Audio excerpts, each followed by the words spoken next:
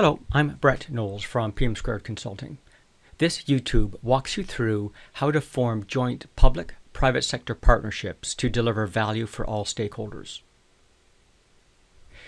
The overall premise is that the agreement we have between the public and private sector organizations is in the form of the strategy and the value they want to deliver.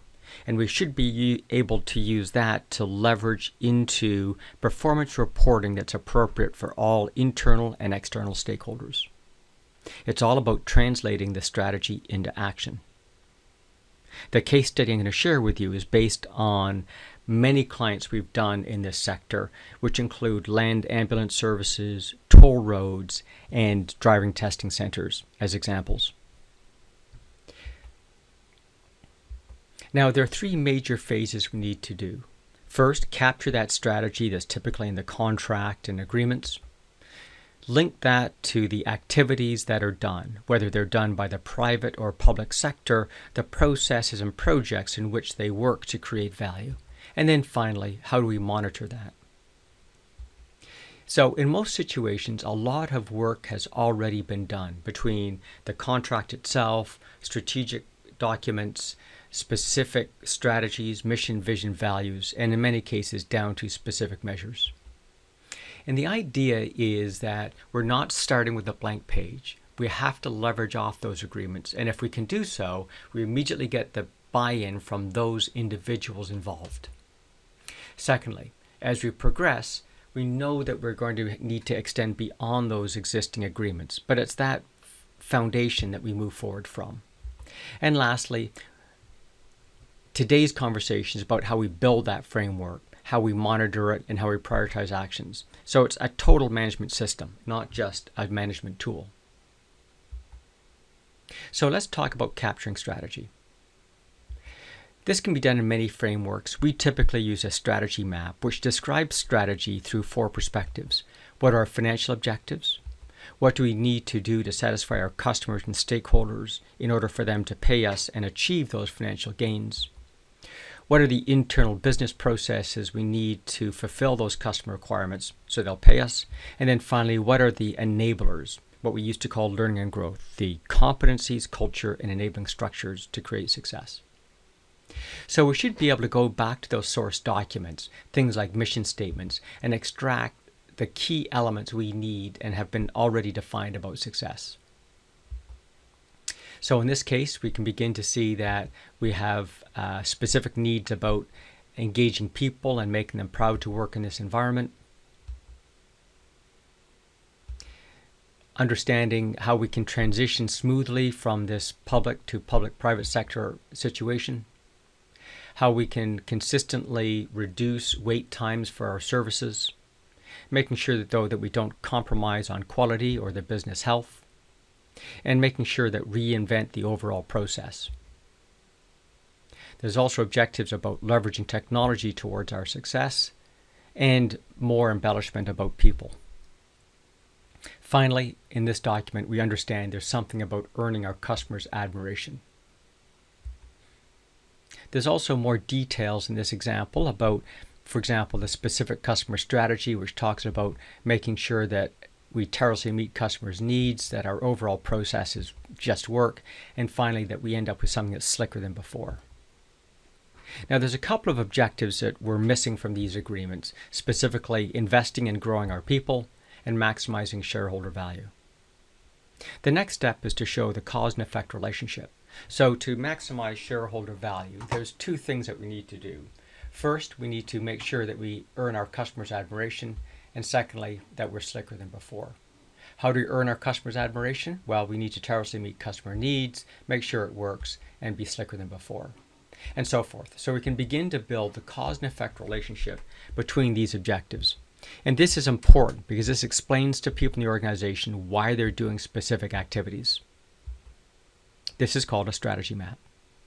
We also have to outline what are our priorities. So in this example, I've laid down a strategy that focuses in on an operational excellence strategy. We're going to invest and engage our people, leverage technology in order to reinvent the process, which will allow us to consistently achieve that operational excellence and perfection we're looking for, and through that we can tirelessly meet customer needs. So this is the strategy, and it's based off the contract and agreement. So we should also be able to find the measures of those results. So again, inside the contract and other documents, there's a number of specific measures which are documented that we need to conform to. So measures are not a shortcoming here, and beyond the strategy documents, they exist in the overall contracts and specific corporate expectations. So now we need to translate this into action. We need to link it to the processes and projects in the organization. So typically there's a value stream where we need to determine what are our processes, how we deliver them, what the results are that we're looking for, and what value do we create. So the core of this, of course, is the results area, which comes down to the strategy that we looked at before. So within this, we should understand what are our financial objectives, what are those customer objectives, what are those internal objectives, and what are the enablers. And again, these often come from the contracts and agreements. Now, although this is the broader set of expectations, we should be able to understand what is the value required by specific stakeholders. So, for example, the overall government department, our corporate entity, and our customers. But also there's people that influence our performance, things like the employees and the union itself. Next, we need to begin to understand how is it we deliver the value, because this is the outcome, but if the channels are broken, we won't be able to deliver that, even if we have the right processes. So we can reverse engineer the delivery mechanism. In this case, it's a series of branch offices, self-serve capabilities, and telephone support. Then we can go one step further back and say, what are the processes to deliver those services? And they're going to be things like whatever model you already have for defining the processes in the organization. So if you have a Lean or Six Sigma analysis or even simple logic models, we'll be incorporating those contents under the process, both in terms of the core process, supporting shared services, things like IT, training, facilities management, and the managerial processes, managing planning, policy, governance, and so forth. And this becomes the overall business map that we're working to achieve. Again, to look at it in a different way, we can say we need to produce these processes through these channels to deliver these results to these end customers. So the purpose of this is a couple of things. One is within the contract, have the specific deliverables that we need to show and be able to filter those by specific stakeholders so they can see how we're doing against the deliverables that they're concerned of, and allow them to see how that's getting distributed, and more importantly, how the processes, whether they're owned by the public sector or the private sector, are contributing to those successes or failures. So this becomes an entity map, and different stakeholders are going to want to look at different slices of this information. So let's take a look at that, monitoring.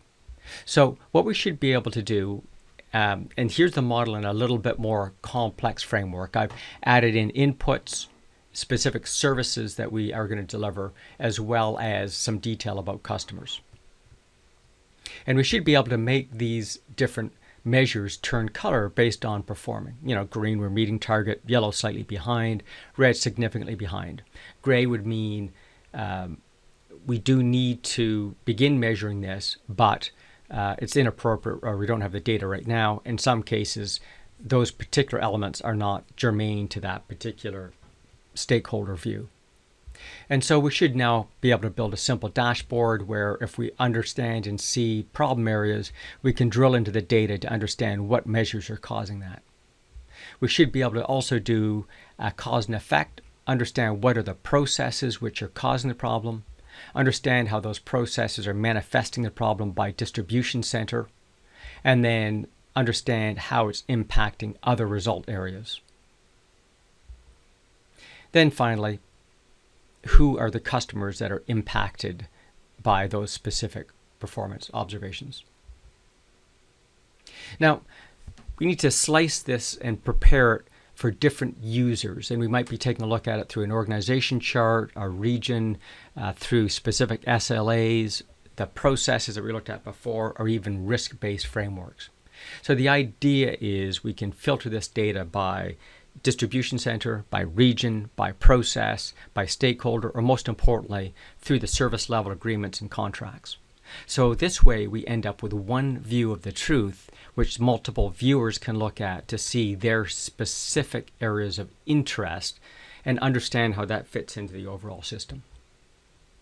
If you'd like to learn more about these concepts, please join us at pm2consulting.com, and you'll see that there's an Insight tab there, and there's 200 or 300 other webinars that go through different aspects of what I've shared with you today. Or, of course, feel free to contact us. We'd be glad to answer specific questions about the formation of your private public sector partnership.